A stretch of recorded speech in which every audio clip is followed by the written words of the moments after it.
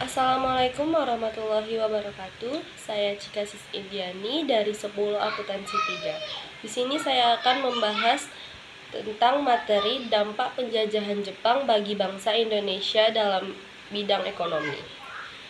Dampak pendudukan Jepang terhadap perekonomian di Indonesia adalah kemiskinan.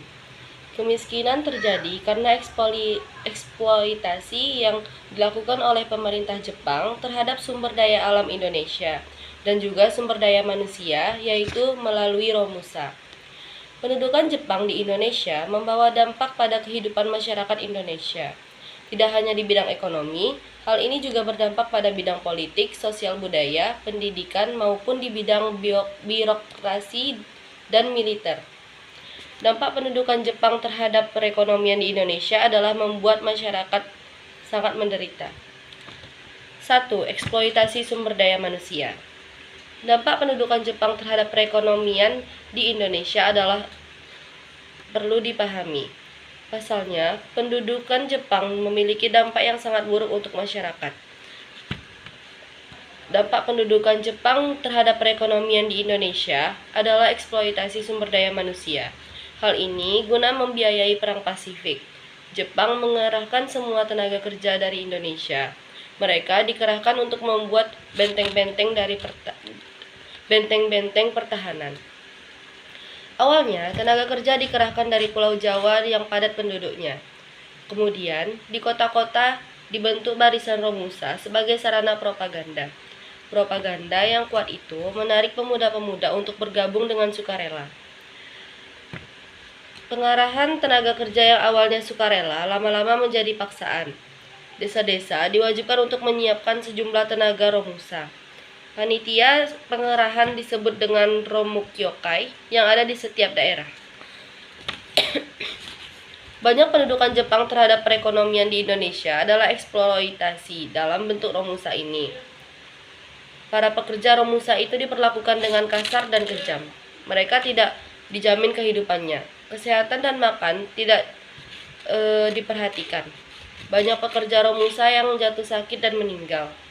Untuk mengembalikan citranya, Jepang mengadakan propaganda dengan menyebut pekerja Romusa sebagai pahlawan pekerja atau prajurit ekonomi.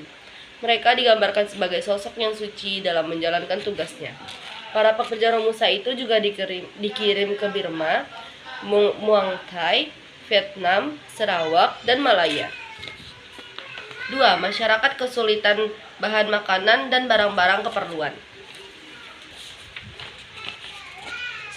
Selain itu, dampak pendudukan Jepang terhadap perekonomian di Indonesia adalah masyarakat kesulitan bahan makanan dan barang-barang keperluan.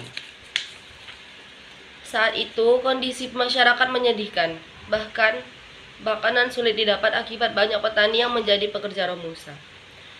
Gelandangan di kota-kota besar seperti Surabaya, Jakarta, Bandung, dan Semarang jumlahnya semakin meningkat. Tidak jarang mereka mati kelaparan di jalanan atau di bawah jembatan. Penyakit kudis menjangkiti masyarakat. Pasar gelap tumbuh di kota-kota besar. Barang-barang keperluan sulit didapatkan dan semakin sedikit jumlahnya. Uang yang dikeluarkan Jepang tidak ada jaminannya, bahkan mengalami inflasi yang parah. Dampak pendudukan Jepang terhadap perekonomian di Indonesia adalah bahan-bahan pakaian mereka. Obat-obatan juga sangat sulit didapatkan. Semua objek vital dan alat-alat produksi dikuasai dan diawasi sangat ketat oleh pemerintahan Jepang yang mengeluarkan peraturan untuk menjalankan perekonomian. 3. Perkebunan diawasi dan dipegang oleh pemerintah Jepang.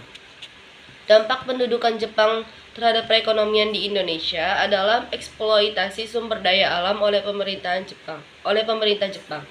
Perkebunan diawasi dan dipegang sepenuhnya oleh pemerintah Jepang.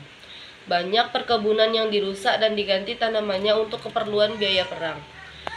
Rakyat dilarang menanam tebu dan membuat gula. Beberapa perusahaan swasta Jepang yang menangani pabrik gula adalah Meiji Seito Kaisha. Masyarakat juga diwajibkan untuk melakukan pekerjaan yang dinilai berguna bagi masyarakat luas, seperti memperbaiki jalan, saluran air, atau menanam pohon jarak.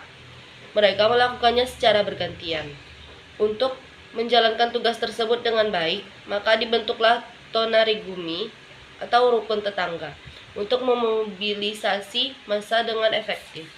Sekian dari saya, Cik Asis Indiani. Mohon maaf bila ada kata yang salah. Assalamualaikum warahmatullahi wabarakatuh.